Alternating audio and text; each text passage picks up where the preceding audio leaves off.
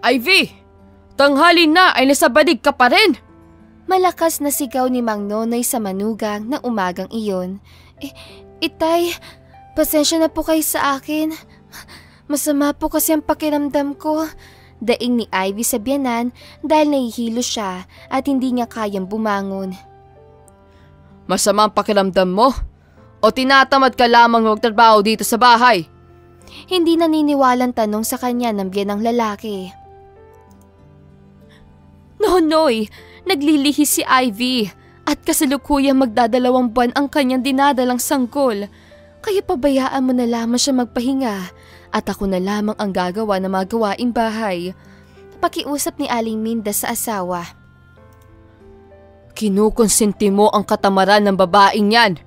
Kaya palagi na lamang niyang gagawin ng pagdadahilan dahil buntis siya. Asik ni Mang Nonoy sa asawa. Malayo pa si Marcos sa kanilang bahay ay dinig na nito ang malakas sa boses ng ama at alam nito na ang asawa na naman ang kinagagalitan ni Mang Nonoy. Itay, bakit kinagagalitan na naman ninyo si Ivy? Nag-aalalang tanong ni Marcos sa ama sa pagbungad pa lamang nito sa kanilang bahay. Nakita mo na ang katamaran ng asawa mo. Nandito ka na ay nakahilata pa rin siya sa iyong higaan.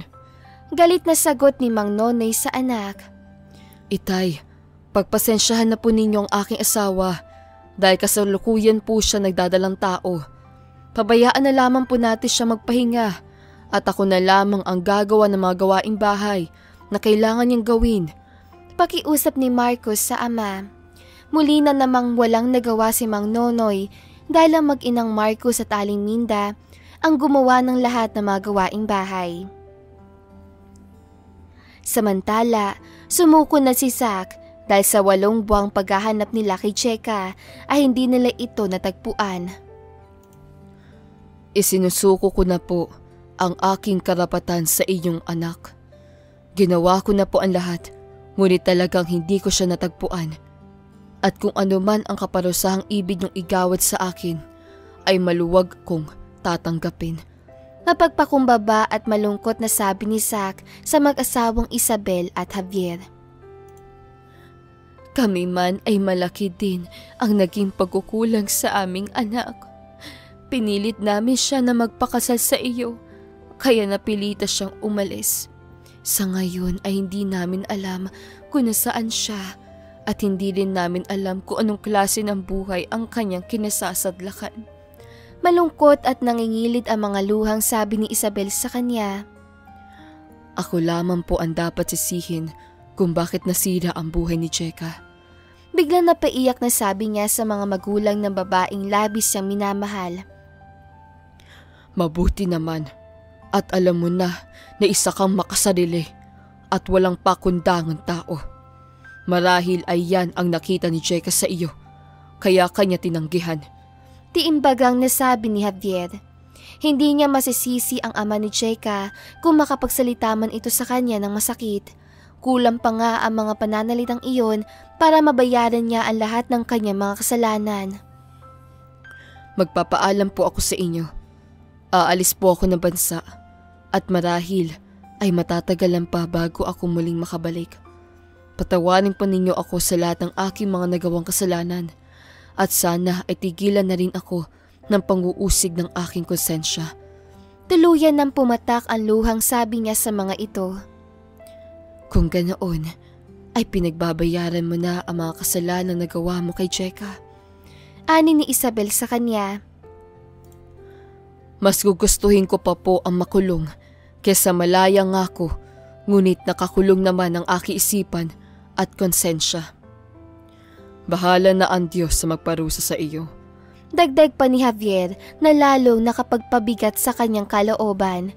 Bagsak ang kanyang mga balikat nang lisanin niya ang tahanan ng mga ito at muli na naman niya nga harapin ang kalungkutan dahil hanggang sa ngayon ay alipin pa rin siya ng kagandahan ni Cheka.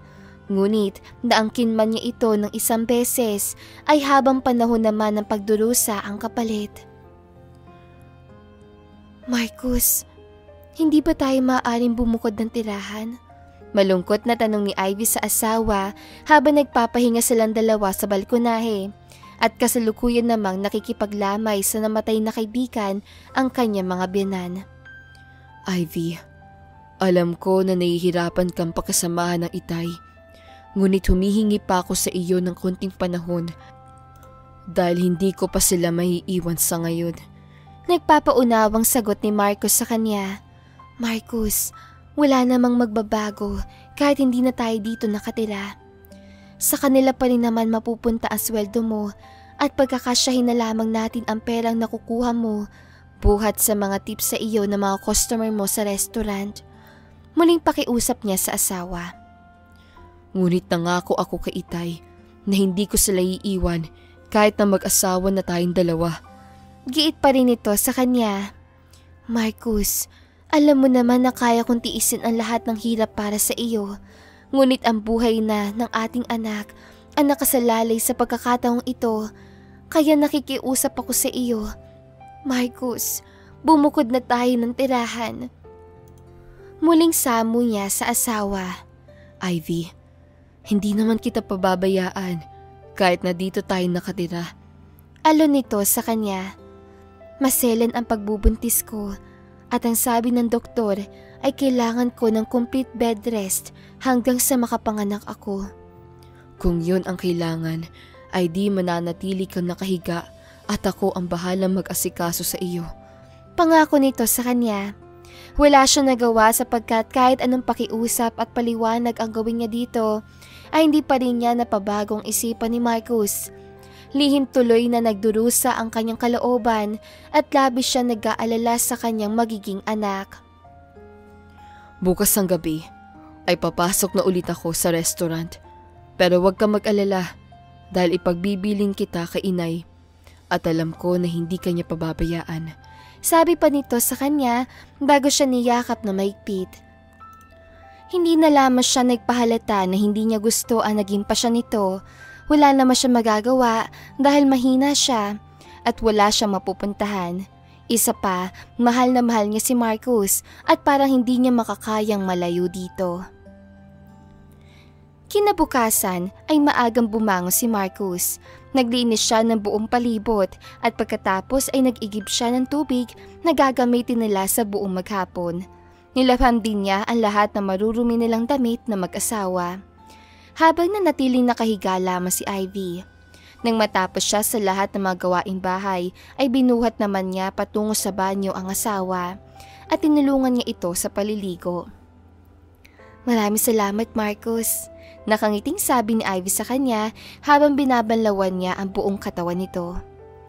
Ganyan kita kamahal. Pilyong sagot niya dito habang patuloy lang siya sa kanyang ginagawa. Pagkatapos itong maligo ay siya na rin ang nagtuyo ng katawan nito sa pamamagitan ng tuwalya. Matapos yun ay tinulungan din niya ito sa pagbibihis. Muli niyang binuhat ang kanyang asawa, pabalik sa may balkonahe. Iniabot niya dito ng suklay para masuklay na nito ang buhok na basa pa. Babalikan ko lamang yung pinaliguan mo sa banyo.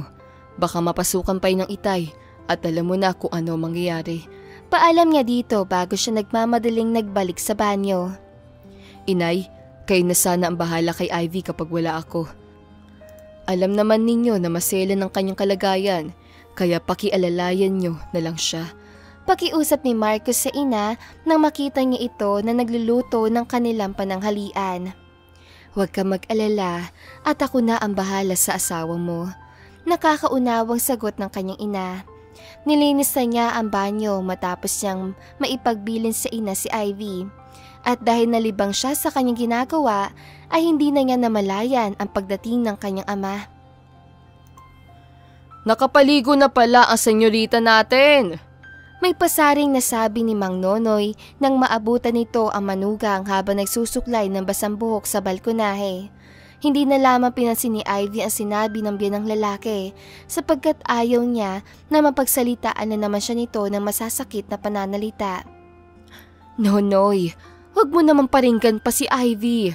Alam mo naman ang sinabi ng doktor sa kanya sa ospital. Pakiusap ni Aling Minda sa asawa. Pangmayaman lang ang mga ganoong arte. At ang akala siguro ng doktor ay mayaman tayo.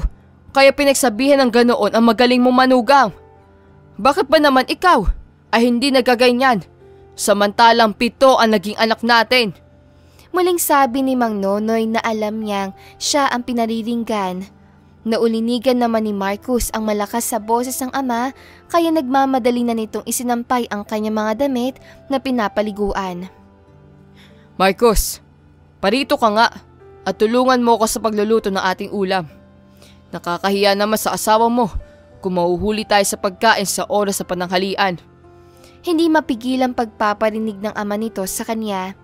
Hindi siya nakatiis dahil sa mga pasaring ng biyanang lalaki, kaya kahit na bahal sa kanya ang mag-akyat panaog sa hagdanan, ay napilitan siyang manaog upang tumulong sa mga kailangang gawin. Ivy, bakit ka bumaba? Nag-aalalang tanong ni Marcus sa kanya nang makita siya nito na naguhugas ng kalderong pagsasalangan ng pagkain ng kalabaw. Huwag mo na akong alalahanin. Kaya ko na naman ang sarili ko, sagot niya sa asawa. Marcos, pabayaan mo siyang gumawa para mapagpag naman siya at ang hindi mahirapan tong asawa mo panganganak. Saway ng kanyang biyanan sa kanyang asawa dahil akma nitong kukunin sa kanya ang malaking kaldero na pagsasalangan ng palalambuting karne ng kalabaw.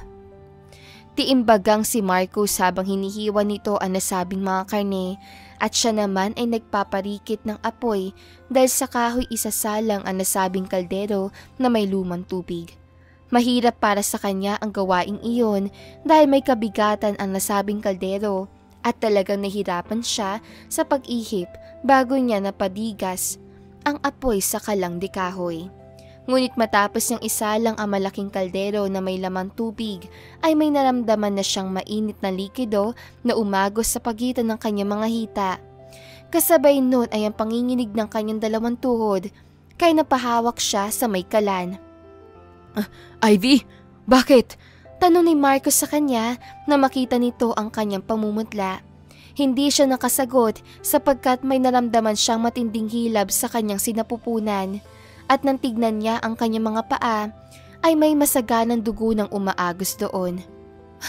Marcus, dalhin mo ako sa ospital.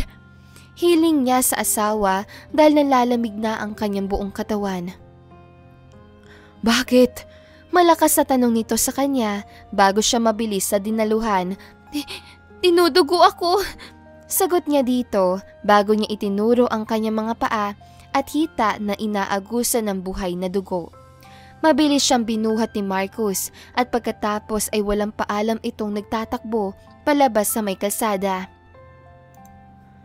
Siguro naman ay naniniwala ka na ngayon na hindi umaarte si Ivy at totoong kailangan niya mag-bed rest sa buong panahon ng kanyang pagbubuntis. Tanong ni Aling Minda kay Mang Nonoy na kasalukuyang natitigilan. Pinagsisihan ni Marcus kung bakit hindi niya pinagbigyan ang kahilingan ng kanyang asawa na bumukod sila ng tirahan. Ngayon ay nanganganib ang buhay ng kanyang mag-ina kapag hindi agad ito nagsalina ng dugo. Aburido si Marcus nang dumating ang kanyang ina sa ospital at halata ni Aling Minda ang kanyang pag-aalala. Kamusta na si Ivy? Tanong ni Aling Minda sa kanya. Wala pa rin pong katiyakan ang kanilang kaligtasan hanggat hindi nasasalina ng dugo si Ivy. Aburidong sagot ni Marcos sa ina. Bakit hindi mo pa siya pasalina ng dugo? Muling tanong sa kanya ng ina. Mahirap pong hanapin ang tipo ng kanyang dugo, kaya hanggang sa ngayon ay wala ring makuha ang mga doktor na type AB+. Lito ang isipang sabi niya sa ina. Wala ba siyang malay? Gising naman daw si Ivy, sabi ng kanyang doktor. Kung ganoon, tanungin mo siya kung paano makokontak ang kanyang mga magulang. Ang mga yun lamang ang posibleng katipo niya ng dugo. Hindi nagdalawang salita ang kanyang ina at agad siya nagsabi sa doktor ng asawa na makausap ito kahit na sandali. Hindi naman nagkait si Ivy at sinabi nito kay Marcus ang numero ng telepono sa bahay ng mga ito sa Maynila. Ano ang magiging reaksyon ng pamilya ni Cheka kapag nalaman ang kanyang kalagayan?